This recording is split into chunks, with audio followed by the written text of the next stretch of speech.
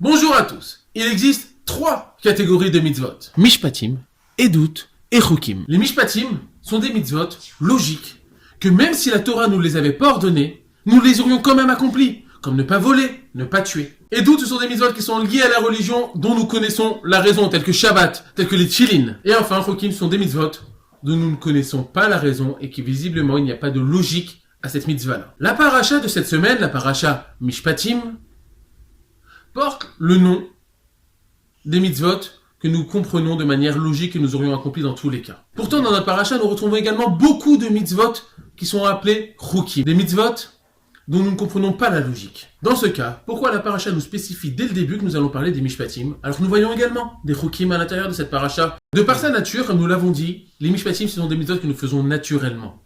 Il n'y a aucun travail, nous les faisons de manière spontanée. Et vu que nous comprenons ce que nous accomplissons, nous avons beaucoup plus d'entrain et de ferveur à les accomplir.